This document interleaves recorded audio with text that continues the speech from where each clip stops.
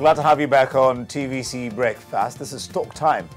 This morning we're looking at assets declaration by public officials. It was the main talk of the entire country when President Muhammadu Buhari and Vice President Osinbajo made their assets public. It's not the first time a president will make his assets public, though. Late President Umaru Musa Yar'Adua did it, although immediate past President Goodluck Jonathan didn't. We're going to be looking at a number of issues. Should public officials be compelled to make their assets public? Is the Code of Conduct Bureau, that's CCB, doing its job properly? We'll probably try to define what properly will mean in what context. And why did it take it so long for the Bureau to discover the alleged inconsistency in Senate President Bukola Saraki's asset declaration as governor? It's taking them 13 years to this day. Could more of the Bukola Saraki scenario be playing out in the coming days? Well, in the studio is a public analyst, Gbola Oba, to look at those issues and see we can bring meat out of the rest of the issues I just highlighted there. Gbola Oba, good to have you join us this morning. Good morning. Thank you very much TVC Breakfast. Yes, let's first of all lay the groundwork for the program. When we say CCB, Code of Conduct Bureau, what readily comes to mind for you? What used to be a decree, which has now been transmutated into an act of parliament. You must remember that from May 1999, all subsistent or all extant decrees in the land got transmutated under this new democratic dispensation to acts of parliament. And as we speak, there is an extant law that is called the Code of Conduct Bureau and Tribunal Act. In that Code of Conduct Bureau and Tribunal Act, a number of things are enunciated. Amongst the things enunciated are generally the conduct of an average officer or public officer in Nigeria. And one of the segments literally dwells on asset declaration. When you are coming into office and when you leave office. So it's a kind of accountability infrastructure. Gbola Oba, I'm coming into office with one red cap, one dandogo. I don't know what I call this, but this is not about it. Dandogo, whatever. And in the duration of my tenure, if my salary should only get me one extra red cap, I should not be seen to be having 10 or 100 red caps. It's simple. Now, apart from the asset declaration bit, there are also specifications on how an officer of the state, a public officer, must conduct him or herself in office. Let me give you a typical example. We once had the case of a sitting president who had the temerity to call all major contractors of government to donate into his presidential library project. If you really look at the Code of Conduct and Tribunal Act, there is a section of that act that basically denounces that when you are in office, you must not use your office to seek gratification. We once had the case of a president in this country who, whilst he was still president, a church, his own village church, was constructed for him by a construction company that was getting contract from the government. That is against. Look, where I am, a number of public officers have abused flagrantly the dictates of the Code of Conduct Bureau and Tribunal Act. And for me, if we now have a president or if we now have an administration that wants to give vibrancy to that law, about time. Indeed, utterly late. Would you then, from what you're saying, it's looking more like the CCB has been a sleeping dog? You see, it is easy when one is given the privilege of this kind of positions that one finds himself to want to be pontificating, talking condescendingly at people and institutions. I try to be somewhat circumspect. Let's be very honest with ourselves. We have more than, at the federal level alone, we have more than 6,000 appointments. That is public offices, appointive that the president can make. More than 6,000 appointments that the president of the Federal Republic alone can make. Apart from that, we have in the legislature more than almost 500 bona fide members of the two chambers at the national level. Am I making a point, sir? I'm listening. In each state of the federation, we have governors and deputy governors elected. We have commissioners, minimum of 7 appointed. We have state houses of assembly.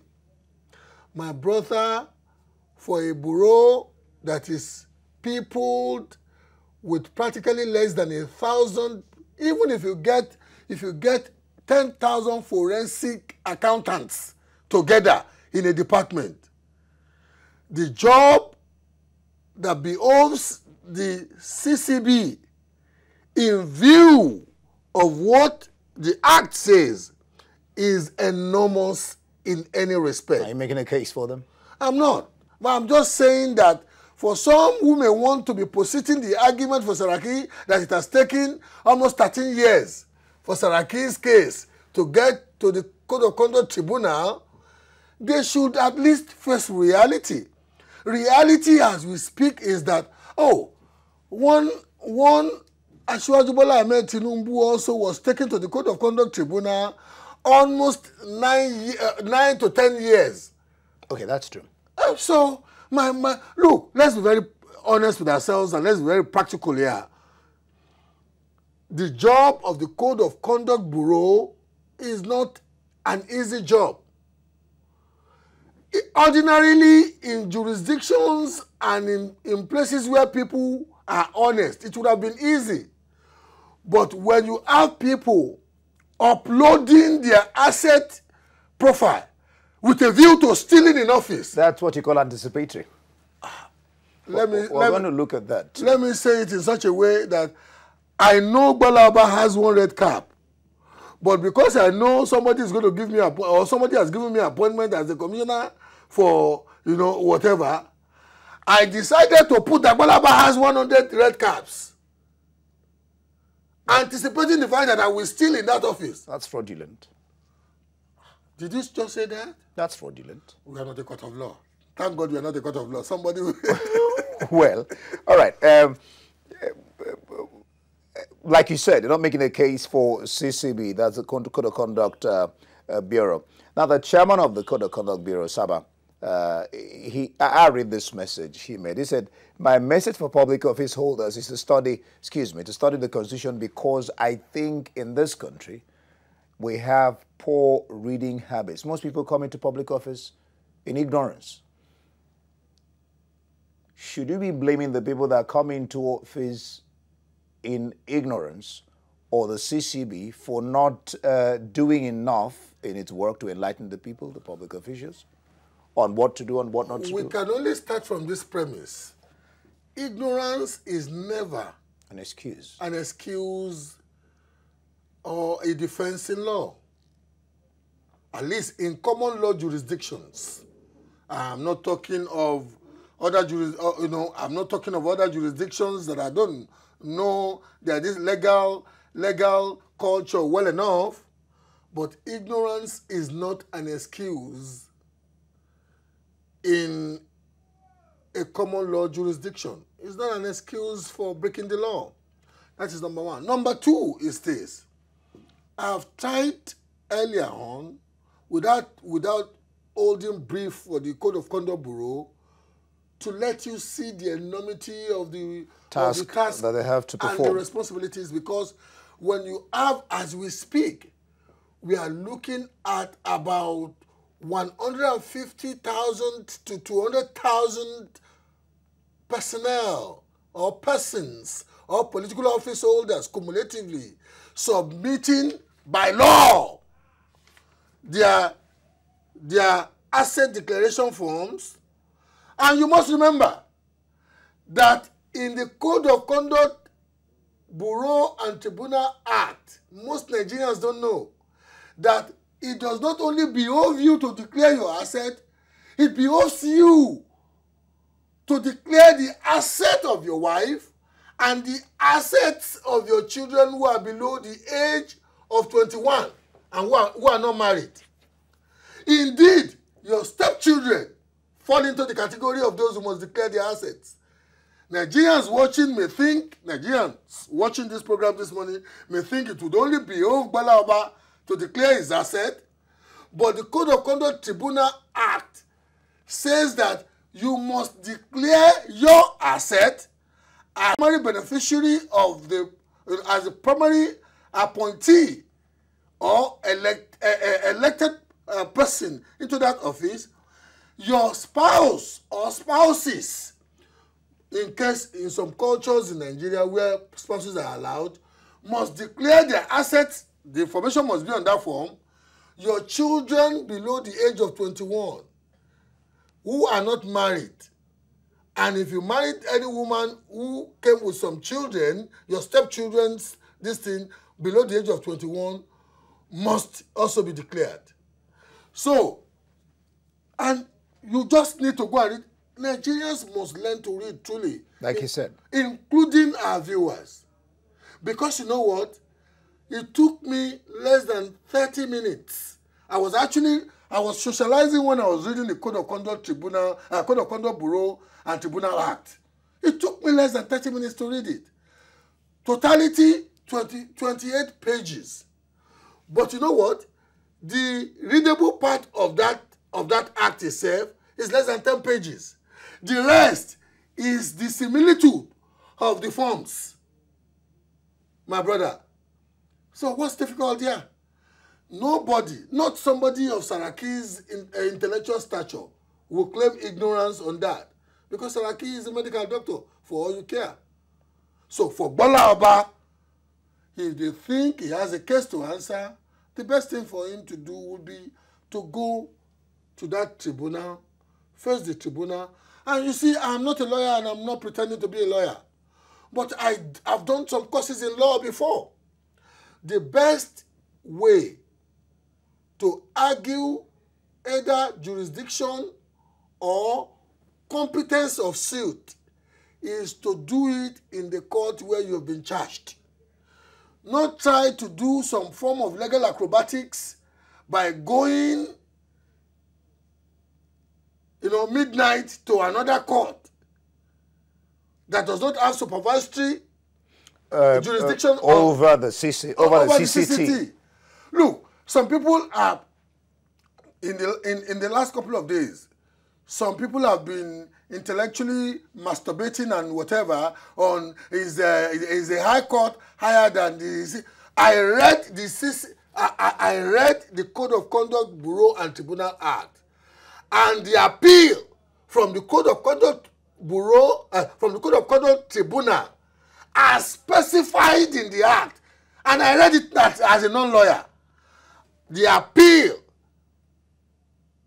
from the Code of Conduct Tribunal goes to the Court of Appeal, not the High Court. Yeah, it's higher than the High Court.